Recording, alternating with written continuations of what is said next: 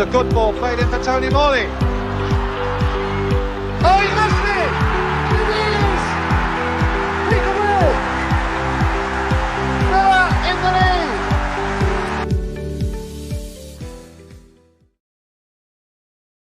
Hello, Aston Villa fans, and welcome to the Villa Forever podcast. I am your host, Chad Williams. Please subscribe and smash the like button. Give this video the thumbs up. This is the Avfc weekly recap, your weekly dose of Aston Villa news and Aston Villa headlines. Aston Villa lose again at Anfield, but positives to take from it. On this episode, I'm joined by Aaron Thornton, who is the host of the Football Brief. And me and Aaron are going to do regular episodes every Monday, and it's great to bounce off different ideas together. And this defeat on Saturday feels hard to take. And the international break has come at a very good time. And we need it, hopefully. Unai will fix it, I'm sure, on the training ground. And in this game, Liverpool punished us after two costly errors. And like that song by Daniel Powter, Bad Day, is another bad day for Aston Villa. How are you, Aaron? Great to have you on the show. That was a really good reference, by the way. That made me laugh. Yeah, I'm okay now. Thanks, Chad. It's sort of getting used to these defeats. So I've had a couple of days to just mellow, and yeah, I'm doing much better. How are you? Oh yeah, really well, thank you. Apart Good. from the defeat, obviously. So let's talk about Saturday. So what's your thoughts from that game? Yeah. Firstly, frustration, I think, was the first emotion that I felt. You know, I hate losing, and I know as a fan base we don't like losing. It sort of annoyed me as well because I don't know if you saw or heard Arnie Slot comments before the game that, you know, I think Villa, I don't think he quite said it like this, but he essentially said that we're quite easy to play against and that our tactics are quite easy to sort of stop. So I think he was proven right. That annoyed me. Individual errors, yet again. I just think of Diego Carlos with that header that annoyed me. But my overriding word for the weekend and for the match was perspective. You know, I think after the weekend results, we sit 1 point off third. And we're still in quite a good position. So as frustrating as it was, a bit of perspective. And like you said, I think the performance was more encouraging than the last game. So positives to take. What it is, we need to learn from these mistakes because I watched your podcast and like you said, the same mistakes keep happening. It needs to be put to a stop. Yeah, especially when it's like you've got experienced professionals and, you know, I just think at the minute when you're going through it, you really do go through it. And I just feel that every player at the minute is fairly culpable. They've all done something. And it's just one of these moments in time that we've just got to stick by them. I'm getting a bit frustrated with Carlos and I don't want to dig him out, but I just think that error was just so avoidable, so sloppy. And Diego Carlos, he's always got that mistake in him. You look back to previous games, but not one last season. I think it was Man United last season. He seems to do these odd mistakes that cost us games. Yeah, and it's it just seems to, like you say, it's sort of like he's got a mistake in him. It seems to be one mistake after the next at the minute, and maybe he needs to be taken out the firing line. I do think he's a Yeah. decent. So I think what I said was he's a competent centre back. I don't think he's great, but he's competent, and maybe just needs to be taken out the firing line a bit and given a bit of a rest. But I know we'll probably touch on centre backs and right backs later on, so I won't go too much into that just yet. What were your thoughts And on it? even though we lost Aaron, I don't think we didn't really play bad. I thought that was probably our best performance in the last few weeks, apart from the goals we conceded. But the big thing is we keep missing opportunities. We're not taking our chances. No, we're not. Ollie Watkins, he can't hit a barn door at the minute, can he? He's going for a bad patch. I mean, a lot of the players, they seem to be having off days, but Watkins isn't really. He looks isolated again. Spot on, yeah. Isolated is the word I would use as well. I think he, there just seems to be the chemistry at the minute between Rodgers, Watkins, or Watkins and Duran, or Bailey, Watkins, Rodgers. The front line, essentially, the cohesion and the chemistry doesn't quite seem to be clicking right now. I've seen glimpses of Rodgers and Watkins, and I know Rodgers. What I love about him, and I know you love him, is he's always looking to pass the ball to Watkins. He turns and he's always looking for his feet. He's always looking ahead of him. Yeah.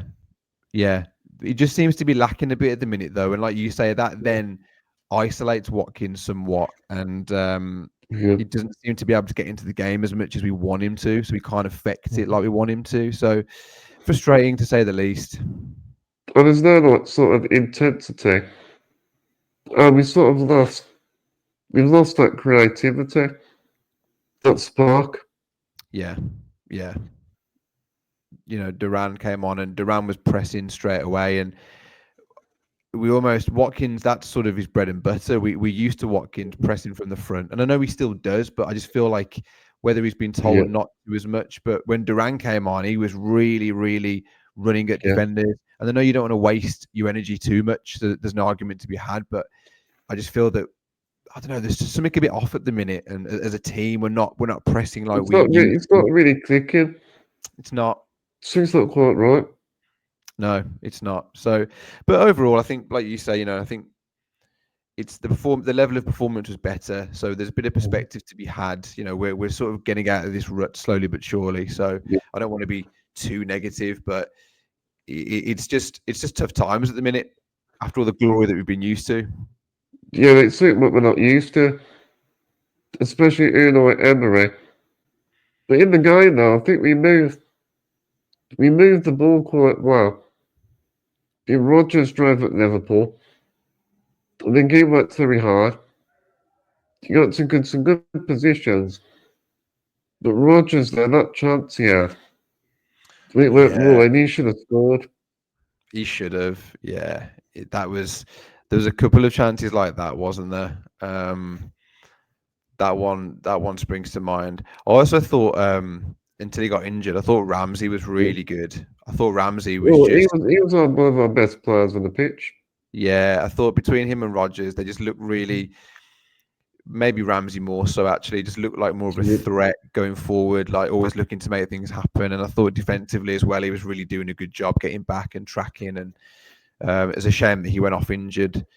But hopefully it's nothing too serious. I'm hearing it's a hamstring injury, so we'll see how long that'll keep him out for. Because Jacob Ramsey, he didn't get much luck with injuries. Was it like last season or the last few seasons? It happened last season and the season before he got injured as well. Yeah, he's been unlucky, hasn't he? And I think, last season you're right. I think he came back, and then I think he scored against Brighton actually, and then I want to say he got injured after that again, and he was out for a long time. And the season before there was a period of time that he was out for. He can't catch a break at the minute. Pardon the pun. But he, I think I think hopefully he'll be back sooner rather than later if it's managed correctly. And with the international break coming up now, he should be able to rest up. I think Jacob Ramsey, he injects so much like pace or energy into our team. Yeah. Like he's a real driving force, Ramsey. Yeah. The way he carries the ball. He's great. He's a great dribbler of the ball as well. Yeah, he can carry that ball very well. And I do think in Emery's system that he plays, Emery's quite narrow with his formation. I think he really fits into that side so well. Like our right side, I mean, I always talk about it, is so imbalanced at the minute. But I think our left side with Ramsey in is just quite there's a nice flow to it. But it's the right side that worries me. And Luca Digne, I thought there's a few occasions he had some good opportunities to cross. I thought Digne played well. Because he had a lot of space to cross. We know he likes to whip it in. Yeah, he does. He does, and the resurgence of Luca Dean. It's incredible, really, his story. When you think that It is. he was almost out the door, wasn't he? And then when Alex Moreno came in, and he's pushed him out of the team, and now Ian Matson's come in. Ian Matson can't get a start, and now Luca Dean's also been called up to the France squad. He deserved it. Yeah, exactly that, and testament to him and credit to him because players often now just sort of when other players come in or they're bought, they can drop their heads and think, oh, do you know what? I'm just going to down tools. But if anything, it's really pushed Luca Dean on, and we're getting a really, really good version of him. And I think arguably one of our most consistent and better players over the last 18 months. But let's remember as well, Digne, he's very consistent as well. He is, yeah. And he was a Gerrard signing. And also PSG and Barcelona. Yeah, he was. Yeah. He's been at some good clubs. He's a good player.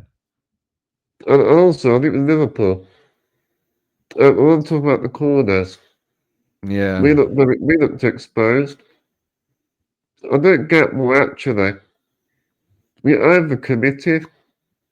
Too many players for the corner. And you can almost the first one, which they ultimately scored from. I think it was the first one they scored from. I don't want to say you can let it off, but you can sort of think, right, okay, that's what they're going to do. We need to fix this. And I sort of ranted about it. I say rant. I just sort of made a comment about it. How much influence does Emery have with set pieces? Because I know Austin McPhee's the man and he's the one who organises, but I just feel like because it happened again and again and again, every corner it seemed that Liverpool were breaking on us. At some point, I was like, is Emery not going to put a stop to this, or is Austin McPhee not going to try and change things up? It just seemed that we kept getting caught out, and that doesn't seem like an Emery thing to do. Usually he's quite proactive in stopping these errors. What do you think? I mean, Digne, because he had to trap back quickly, and then it was too late. He was too slow to get back into it. Because he was taking the corners, wasn't he, as well? That makes sense. Yeah. I mean, also, as well, I think Nunez, for Liverpool, he was a big problem. Yeah, he was a threat. He was a threat. I also think, as much as I love Pau Torres, I think Pau Torres is a really, really top defender. Physically, I just don't think he's quite there yet. It does worry me when, especially when Liverpool were countering, power and pace, the explosiveness of Salah, Diaz, Nunez. Like Carlos, don't get me wrong, is a physical guy, big guy, action man almost, but he's not the quickest. So up against the power and pace of Liverpool's front three, those two are having a bit of a torrid time, to be honest, which is why I think Konza would have been better placed as a centre back in this game. But Nunez, he made some great runs. If for a centre back, he's a nightmare to play against. Yeah, he's physical power. Yeah, I agree. I think Nunez is a top player. I know he gets a bit of stick from fans, but I think, Mhm. I know he misses probably as much as he scores, but the fact is he gets in those positions, and I think he's just a threat. On any day, if he's having an off day, he's still a threat because he's that presence in the box, that presence up against the defender. So yeah, he was a real handful all game. And even we caused our own problems from the corners.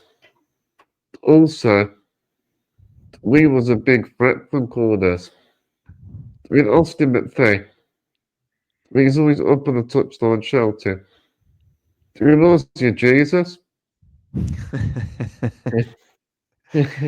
With those long locks that he has. The wrong nuts. You can Yeah, tell yeah. that a lot of these, we're putting these corners into practice. And they did work.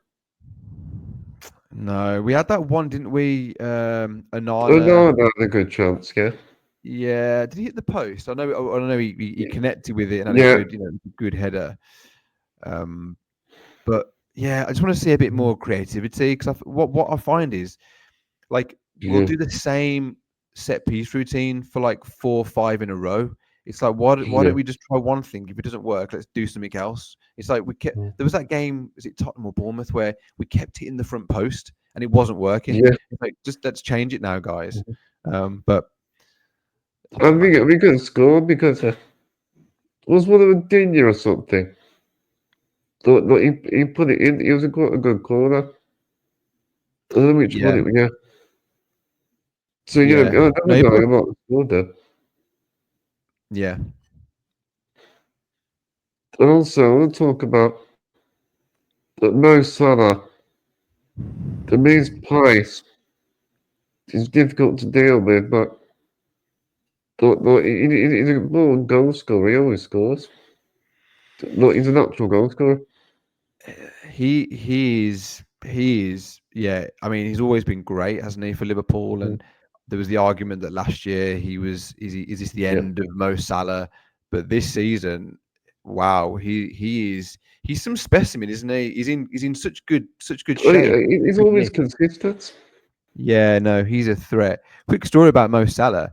When I first moved Yeah. over to New York, I was this is Yeah. random. I was playing football in the park, and a couple of kids. Yeah. My hair was longer at the time, and a couple of Yeah. kids came up to me and were like, "Excuse me, are you Mo Salah?" Yeah. And I was like, part of me wanted to say, I wanted to go, "Yeah, I am." I didn't, but I was like, "No, I'm not." So that was a first for me that I had a Mo Salah comparison, which I'm like 6'3", but you know, I bet you're flattered. yeah, quite funny. So yeah, but no, Mo Salah, he's good, and that finish and to sort of kill the game off, but he's running in behind caused problems again. The pace that our defense couldn't handle. It's So not only his goals. When you look at Mo Salah, his goal involvement record and his assists, his goals, speaks for itself. yeah, he's up there, isn't he? Like on the charts of Yeah. your top goal scorers in the Premier League history. I think he's sneaking up there now, isn't he? As like one of the all Yeah. times. And what do you make of Leon Bailey's performance? I thought for that game, actually, he improved slightly, I thought, than some of the previous matches. Yeah, I agree. I do think he played much better. I do think that confidence is slowly coming back. Yeah. I just can't put my finger on what's happened with him. I know he had a bit of Yeah. a knock towards the end of last season, and I know he was playing through the pain barrier somewhat, Yeah. but he just really looks like he's shy of confidence. Like usually when he's in those Yeah. positions and he would take people on, he's not doing it, or his touch is off. He just seems really, really low on confidence, which is unusual. But I do Because think, yeah, Leon Bailey, he's not reaching the heights of last season. He mm, needs to be more consistent. yeah, he does. Um, And I think as a fan base, we just need to stick. And I do think we are. When I see things on social media and stuff, I do think we are very much, because we know what he can do. We Yeah. are very patient with him, and we all understand that he's clearly just shot of confidence. So we can just, get behind him and help him. But it's unusual, and I think Emery's good because he keeps playing him. I think he's trying to play him through this sort of bad spell. And I know he's just been called up to the Jamaican national side as well. So maybe, he can get a decent performance over the break and hopefully grab a goal or two or assist and just, build that confidence, keep building. So I think the break has come at a right time for him. So we'll see. We got to be patient with him. Yeah, we have, yeah. And I'll tell you what, off the bench, Jayden Philogene, he was very effective. He brought a lot more energy to the game. I like Philogene. Yeah, I do as well. When I was over here, when I first moved over, sorry, all these anecdotes of me being over here. I went to the Premier League Summer Series over here Yeah. 2 years ago, or last summer. Yeah, that was a good experience. I was great in Philadelphia. Yeah, saw a lot of Villa fans and American and English. It was great, really good fun.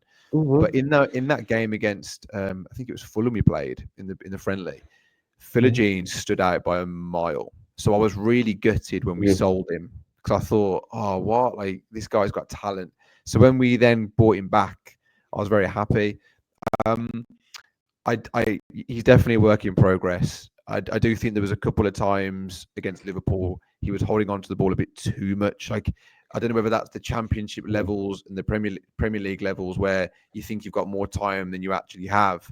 But his talent is there for all. It's there to see. We sold him back.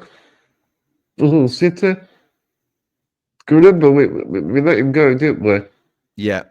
Then we sold him back, didn't we? Yeah, we had the first dibs on the buyback, and I think there was a lot of clubs circling. I think Barcelona were in for him.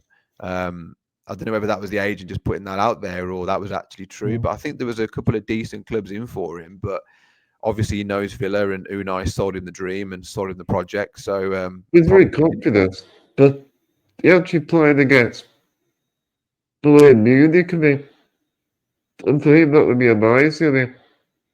Playing in the Champions League as well for him.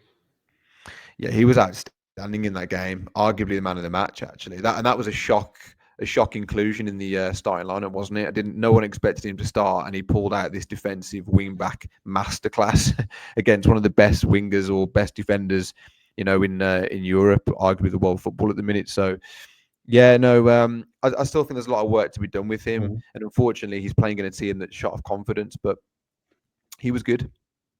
I'll be tempted to start Philogene next game. Maybe give him a go at starting. Yeah, it's Palace, isn't it? Yeah, no, that's not a bad idea. I do think we need a freshen up. I agree with you there. I think we just need a couple of players to come in and just freshen the squad up a bit. Yeah, I don't know what you think about that. Yeah, I think it's something we need to try. I mean, even if maybe you tweak the formation, tweak the tactics slightly, or try something different. Yeah. I mean, we know Unai is going to be in his little Unai cave, and he's going to be messing with his clipboard. Yeah, he's going to be there moving numbers and tactics around and things. So we're going to come back, and it's going to be a different Villa that we see in 2 weeks' time. But yeah, I do think a slight tweak and a change is probably needed. But I think all I'm going to say is more concentration. I think we seem to lose our concentration too easily. And how better summed up than Tyrone Mings in midweek. That sums up our concentration levels at the minute, doesn't it? Come on, we can't seem to see through the 90 minutes. No. And that's worrying. I don't know why. That seems to have crept in the game, because that wasn't always there. Don't get me wrong. Players can have a lapse of concentration, but because there's so many of our players doing it, it's a bit of a worry to why that's happening. So that does need to be stamped out. We're going to get out of that habit. It's Yeah. sort of been a regular habit. Yeah. Also, I thought in the game against Liverpool, we created more chances. John McGinn, though, he made a big difference. He got us further up the pitch. Yeah. He was really Yeah. in the mood for those sort of games. Yeah, I think what we're seeing is a John McGinn that's, been hampered with a bit of injury, that was sort of off form as well himself, and I know he'd be the first to admit it. And I think Unai Emery called him out as well. But I think what we're seeing now is John McGinn playing back into a bit of form. And the one good thing about having such a saturated squad is that, McGinn, his position, it's not like he comes back from injury and he's straight back in. He now has to bide his time and fight for his position. So it's instilling that fire back into the players. So I think he's like, oh, actually, I need to fix up here. I need to get myself back into how I play. And yeah, against Liverpool, he looked a lot more like the John McGinn that we know, and he was combative. He was getting forward. He's very competitive. Yeah, and I love that. I love that fire that John McGinn's got. Proper Scottish fire. That. It's true. It's true. He's got that fire in his belly. Yeah. The hunger and desire. Exactly that. And Yuri Tielemans, he had a better game. He dictated the possession with a bit more control. Yeah. Yeah, I do think with Yuri, a lot of teams now are realizing that he is our, with him and Torres, to be fair, but I do think Yuri's our key passer for breaking the line. So a lot of teams have now found out that if we can stop Tielemans at the source and we can stop those balls, then that's a lot of Villa's outlet sort of hampered. So again, we just need to find a way, or Unai needs to find a way to just freshen that up again and get Yuri back on the ball and so almost protect him, a bit like in American football where you have your quarterback protected. Tielemans almost needs protecting, so then he can just spray these balls or feed these balls through, because at the minute he's getting crowded out by several opposition players. And Tielemans, he keeps us ticking over. He's got excellent vision, and he starts on majority of the attacks. Yeah, he's good, isn't he? I made this argument. Do you think he's arguably one of the best midfielders that we've had in? I would agree. Yeah. Just because of his overall game, his vision, his passing. I can't think of many midfielders in recent years that have been that good. I don't know if you can. Oh, yeah, I mean, he's excellent. And also, his understanding of the game as well. Yeah, his brain. He's got a good footballing brain. Yeah. Well, let's talk about the negative then. Let's talk about the referee. What do you make of the referee? I might be in the minority. Well, I know I'm going to be in the minority here. Yes. So don't hate me. I thought the referee had a decent game. I didn't see too much wrong personally. That's your opinion, yeah. Yeah.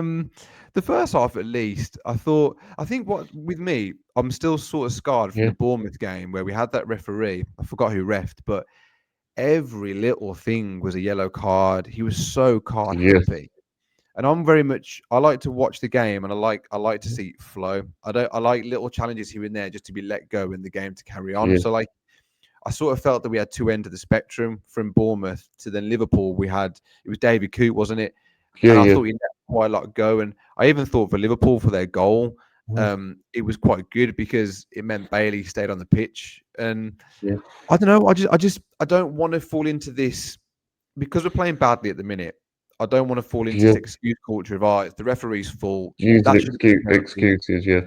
Yeah, so I mean, I was watching it and I think I was saying, I think the ref's having a good game here. I looked at socials after and everyone was battering him. I was like, I didn't think he was that bad, but I don't know. What do you think about it? Well, I was more disappointed about the Paul Torres decision. I think Szoboszlai, you can clearly see that his shirt was pulled in the box. I don't think that one we showed a penalty. What did you think about that? Do you think that's a penalty? You Yeah, know, I Alan mean, Shearer said that he didn't think it wasn't. who was that? Alan Shearer? I'm not sure now. I know I don't really. I usually not agree with Shearer, but this time I disagreed with him on this occasion. I mean, again, look, it could have been a penalty. Yeah, by the letter of the law, it should have been. It could have been. Did Torres go down easily? Yes. I just think I get so annoyed with I get so annoyed with our individual errors and our costly mistakes that I'm like I get a bit anti. Well, you've messed up now, so why should we get a penalty? Which is a really weird attitude to have. But yeah, I think out of all of them, that could have been a penalty. But I wasn't jumping up at the screen going, "That's a pen!" Like I was just at that point. I think I was quite deflated, and I was like, whatever.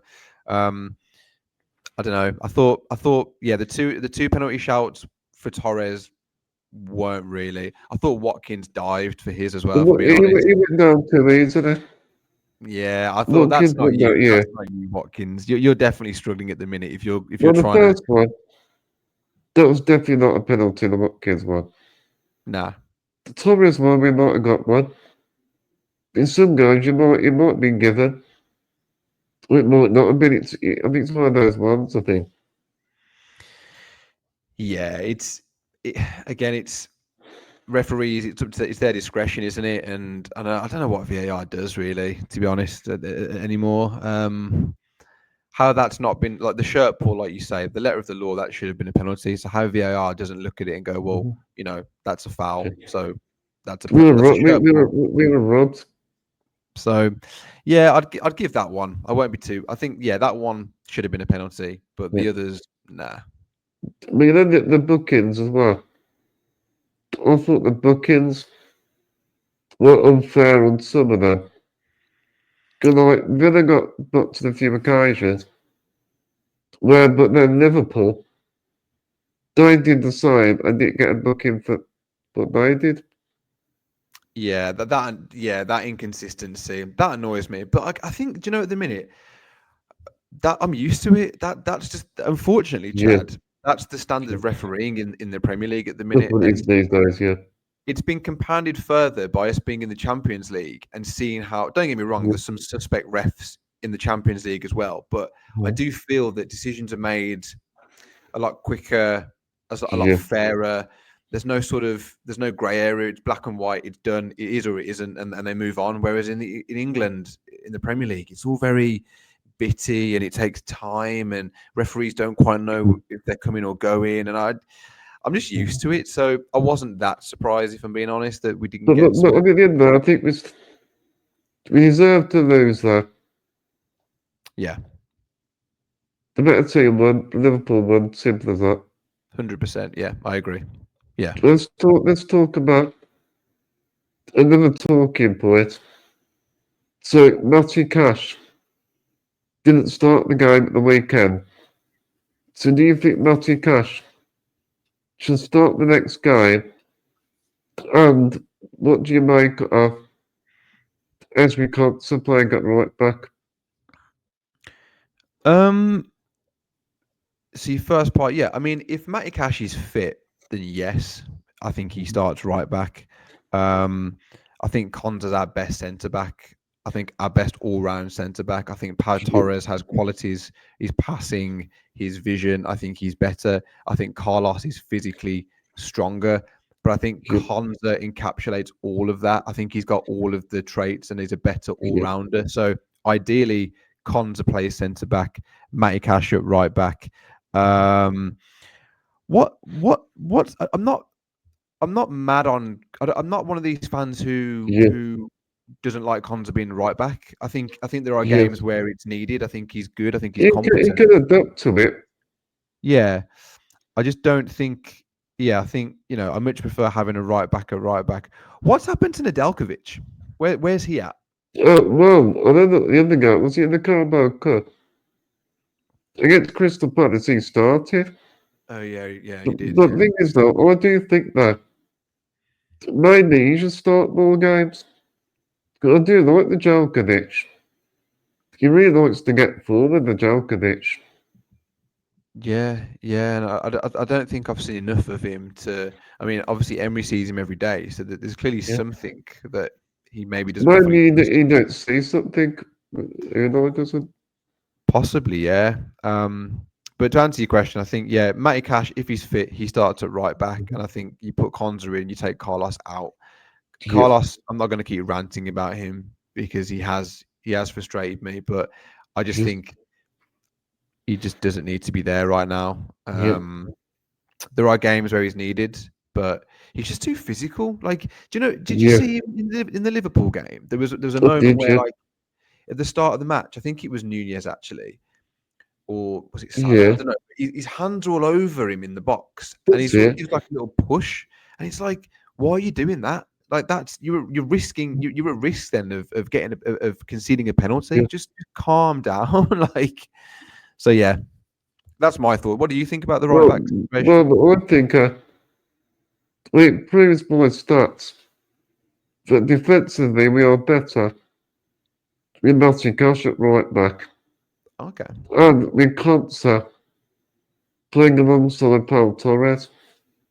For me, I think that's our best back four. And also, we need to try something different as well. But I think without Cash, we are more defensively vulnerable.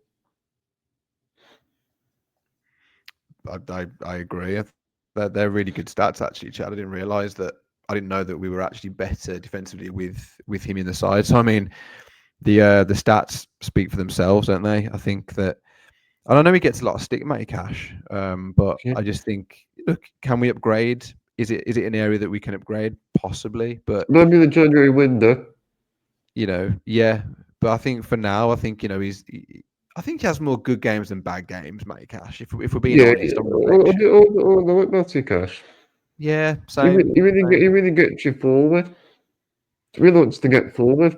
Bombs forward. Yeah, he just needs to sort out his hamstrings. His hamstrings always seem to go, I don't they? mean, he just didn't get injured. We're not getting much luck. No, we're not. We only new hamstrings. Yeah, no, but yeah, hopefully he starts against Palace and we can sort of shift Konza back in the centre back role. That's it, yeah. And also Konsa, he's better not with Pal. A more solid foundation there. But Yeah, to be honest, Aaron, I'm not really a fan of players playing out of position. fair enough. Yeah, no, yeah, I'm not like. I mean, you think about John McGinn this season. You think about Konza. Obviously Tielemans is sort of out of his natural position, but he's adapted very well to like the Douglas Yeah, Luiz role. So like that's worked. But yeah, I think it's Unai's. It's just it's the way he sets up, isn't it? Like he's sort of trying to use the squad that he's got to fit into his system of playing, which more often works. More often than not, it works. But we're starting to see these frailties now. Yeah, I agree. Like Condra at right back sometimes he's found wanting. McGinn like on that wing, sort of the Jacob Ramsey yeah. position, doesn't really work. His work rate's good, but As you Konsa, he's not as quick as Matty Cash no. to get to track back. Yeah, and I just think as well, like you were talking about the corners. I think if Konza was stood on the halfway line Yeah, rather than Carlos and Torre, or instead of one of the two, we may have stood a better chance at getting back and trying to defend. I just think we were so exposed, and because Konza was right back, he was in a bit of a weird position, wasn't he? And he kept bombing forward, but then there'd be no one to cover at the back. Yeah, I'm not. I don't mind Konza playing right back in games, but I'm definitely more for him being centre back. and let's talk about the Champions League. We've got Juventus in a few weeks' time. Yeah, So, big one. so do you think Champions League football it's starting to catch up with the squad. Yeah, I think it's a factor for sure. I do think Unai has been rotating fairly well. He could maybe Yeah, do he could maybe rotate a couple more players here and there, but I think rotation's been decent. I think my big thing is at the minute yeah.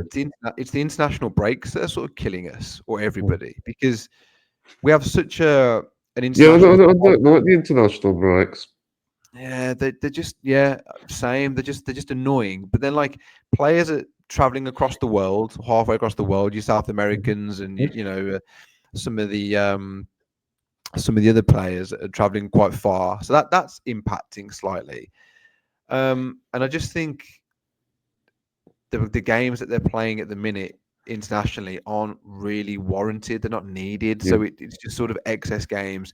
But the Champions League for sure is having an effect. I think mentally it has an effect on a lot of the players. I think a lot of them, it's the first time in the Champions League. So Well, mentally they're it's a big thing to deal with. yeah. It's our first season in the Champions League. It is, and it's a big deal, isn't it? Mentally. I mean, we were in the Conference League last year, so I thought that we would adapt. Bit more I think we've adapted experience quite from well. last year, yeah. Yeah, exactly. But we still seem to be found wanting sometimes. Like that Man United game after the Bayern Munich game, we were so flat. And I don't know whether it's because the levels of the atmosphere and the levels of the anticipation before that Bayern Munich game were so high that they just struggled to sort of get back to what that was. But I do think mentally we're fatigued. I don't want to give the excuse of Yeah. physically yet, but I do agree. I think Champions League mentally we are suffering. And like you said, there is too many international breaks. Is it coming up to, is it the third one now? Or? Yeah, third one now. Yeah, so and then after this one, there's not going to be another one until March, which is great. That's good. Finally, it just The one stops is, start. it disrupts the season. It really does. It really does. So yeah, that's my take on the Champions League. I don't want to use that as an excuse yet. I think It's, it's a factor. I think players being out of form doesn't help. I think the Champions League fatigue, mental fatigue, international breaks. There's a few things. we're going to start comparing us to Newcastle soon. I know. I don't like that comparison. I don't either. I really don't either. I think we'll be okay. We just need to. I think any team at home, Juventus and Celtic, we've got coming up at home in the Champions League. I think their games we've got to look to win. We really have to look to get maximum points. Villa Park rocking should see us through. Well, we should do enough of it. Yeah, I think Villa Park, we're strong at home. It's just the away games that are difficult. Yeah, and I More watched difficult. against. Did you see the preseason game against RB Leipzig, who were going to play away? Yeah. I did see the highlights. They look quite good actually, so that might be a struggle, but we'll see. All it is, let's remember, it's difficult to adapt playing in the Premier League and Champions League at the same time. Got big competitions. Then we got the FA Cup in the new year. But do you think we've got enough strength in depth? I definitely think we do have strength in depth, especially with the players coming back from injury. So Buendia, Kamara, Mings, they're gonna take a few games to get back up to speed. I definitely think we've got the strength and depth. It's just about whether they're utilised properly, and that's not me criticising Unai Emery, but I do think that we could maybe utilise better. But then I guess the argument is he completely switched it for the Carabao Cup and we lost. So I don't know what's best really, but we definitely have the squad to challenge. And we still got the January window. So maybe, I wouldn't it be interesting to see if we add any new players? Where would you add though? I know we spoke about right back. Well, where would you? right back. Then you're a bit tricky, I think, maybe.